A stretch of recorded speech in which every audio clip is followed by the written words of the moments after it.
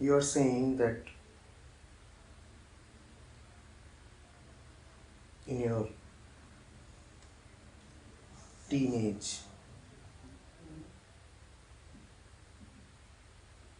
in your early youth, you had sex for fun, and now you want to have sex in order to fulfill a social responsibility.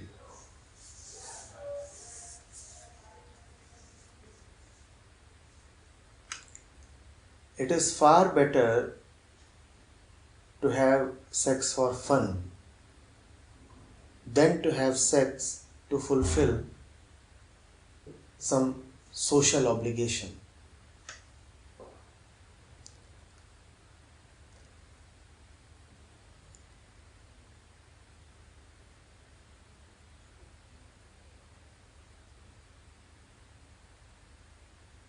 Sex is something very intimate. It cannot be driven by the dictates of others. It cannot be driven by social norms. It cannot be the method to fulfill a responsibility towards others.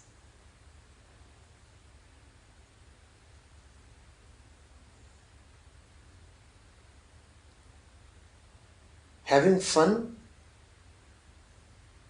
and then moving on is a far more innocent and spiritual thing. Because in having fun, you are not aiming for the future. In having fun, you are not expecting a reward after the action.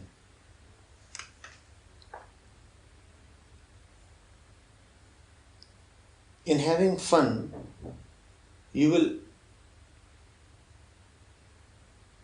not try to hold the other captive. You will not say that you must now stay with me and fulfill your responsibilities and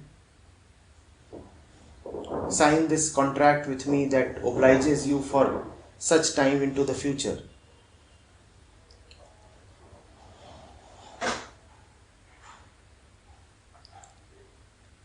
Sex that is had for a purpose is anyway bad, even if it is your own personal purpose. And sex that is had for a social purpose, even if that purpose is a high sounding and a lofty purpose like the welfare of mankind, is worse. These so-called noble aphorisms and slogans are not going to save you.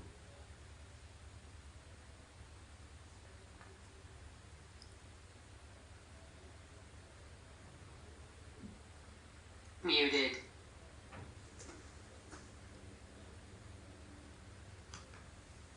Unmuted.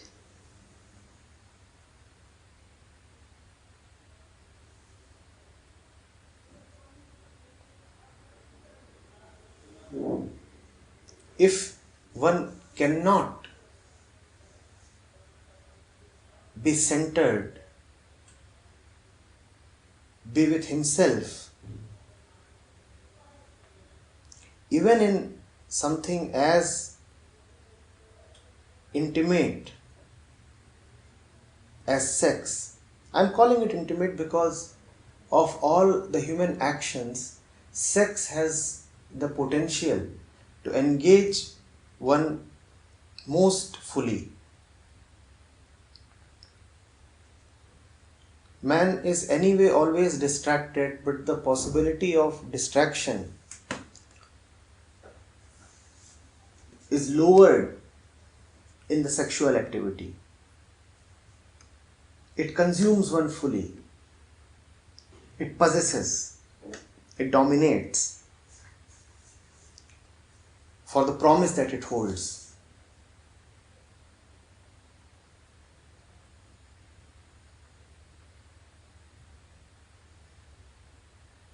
When you are with your partner, there must be only the two of you. Only then total engagement and immersion is possible. Instead, if the entire society is present,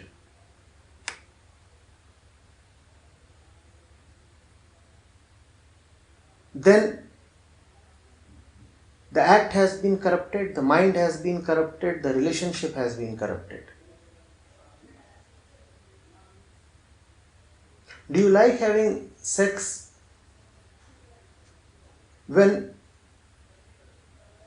100 people are watching you from the outside? If you do not like having sex when 100 people are watching you from the outside,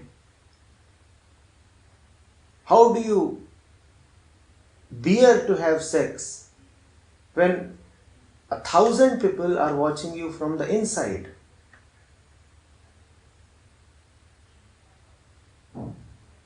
If you are still thinking of the society, are you really with your partner?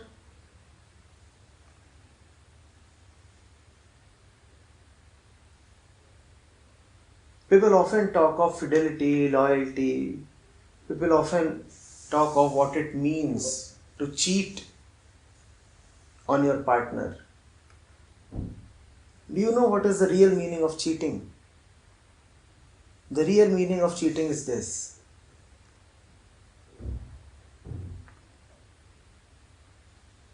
Your engagement with your partner is driven not by love for your partner, but by some other consideration. That alone is the right definition of disloyalty or infidelity or cheating. If you go to your partner just to exploit him or her, extract something from her, or to fulfill some responsibility, then it is cheating.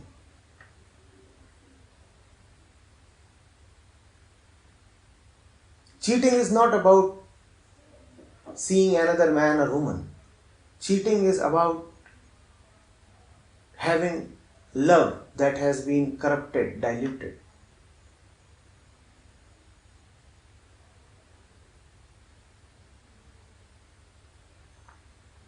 And love is corrupted and diluted when the mind of the lover is a social mind.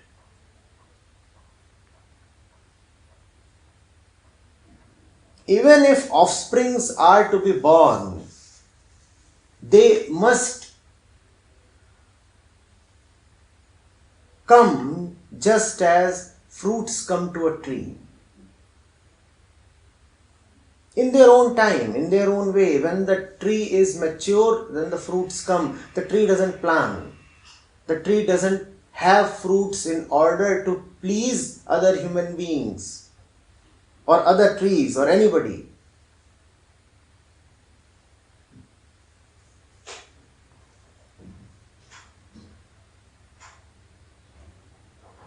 Kids must come to you just as clouds come to the sky. When it is their season, then they come uninvited, unplanned.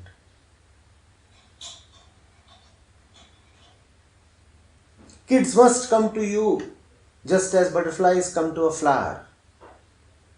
When the flower is young, beautiful, ready, full of aroma,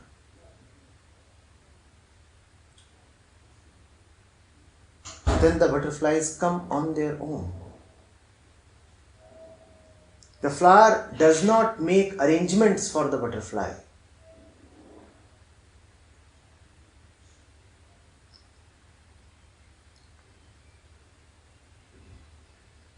Similarly, if to the two of you kids must come, it must be out of love. And even if you have to make mental considerations, even if you have to involve some planning, the planning must involve only the two of you. No third person, no third consideration, no law of religion, no force of the society must be allowed to intervene in this something that is so very individual.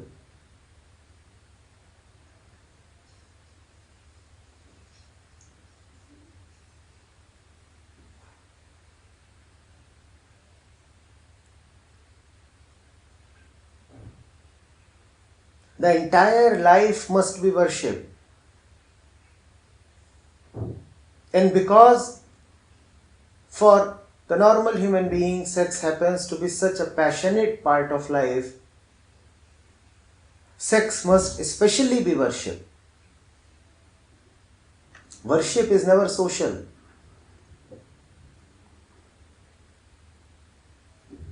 Even when you are there in a temple along with hundreds others, yet your relationship with God is purely intimate, individual and pure.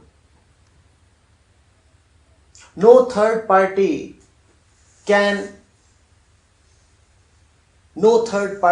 must interfere.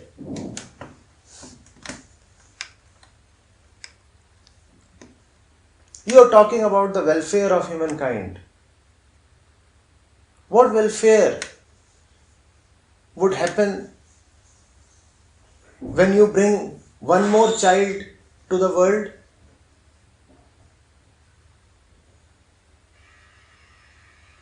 The population of this planet is already 8 billion. Kindly explain to me how you are going to benefit the planet by adding one more to the population. The place that you are living in, this country, is already terribly overpopulated, and you are saying you want to procreate for the benefit of mankind. How exactly? What are you thinking? And if your own nest, your own household appears a little vacant, then bring in an orphan. An orphan will cheer up your household.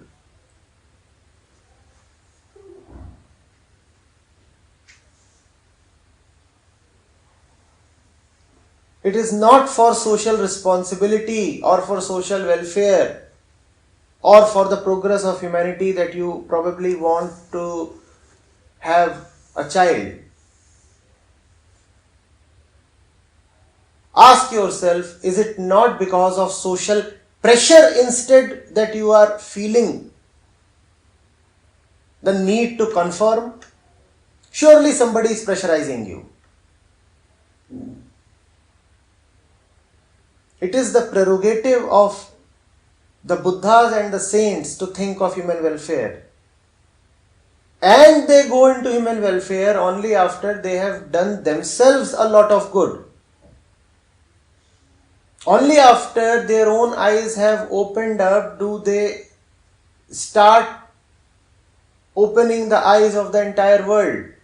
Have your own eyes opened up?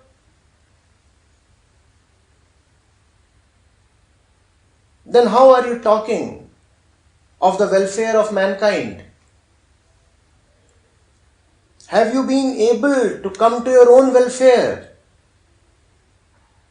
Don't you see it is such a bizarre situation? You do not know your own welfare, but you are intending the welfare of the world, and that too how? By having sex and getting a kid. What exactly is the thinking? What is the logic?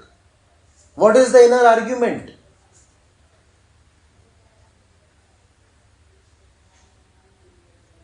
Are we living in an age where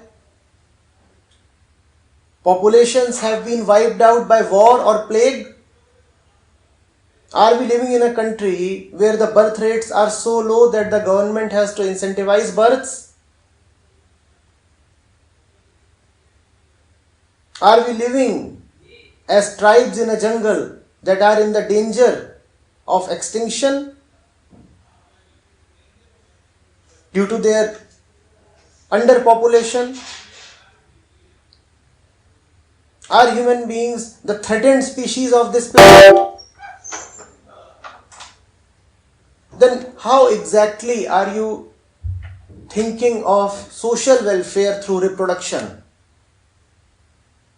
Don't you see that it is just absurd? Instead, the matter of fact might be that you are feeling pressurized by social norms or by somebody in particular, maybe somebody of the household, maybe neighbors, relatives, maybe one of the old ladies in the house who are constantly bugging you to become a father or a mother. Or maybe the movies that keep on telling you that unless you are a father, there is something missing in your life. If you really intend anybody's welfare, and welfare is wonderful, I love it and respect it when you talk of the welfare of others.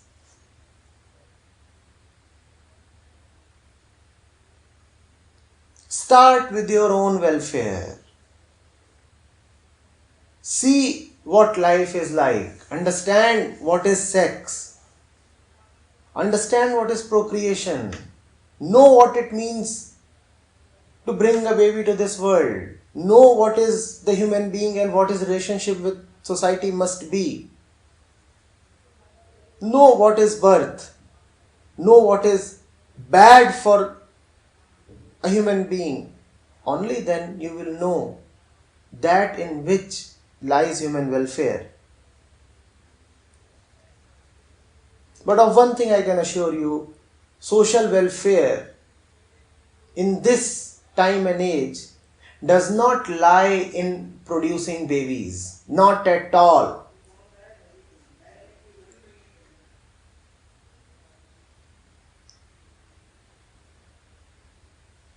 If you really love kids, I repeat,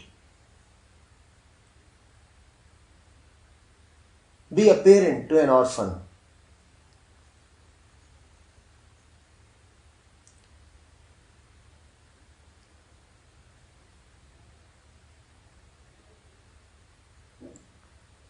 Don't add to this overburdened planet. It is already reeling under our collective weight.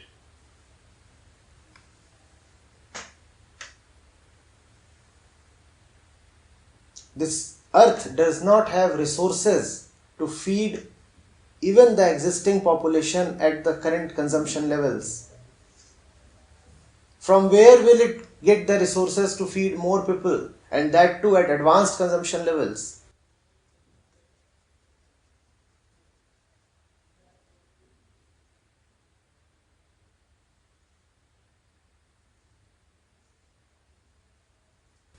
No love.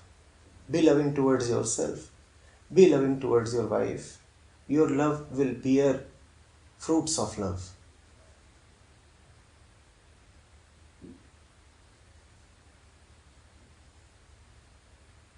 And that will be sufficient.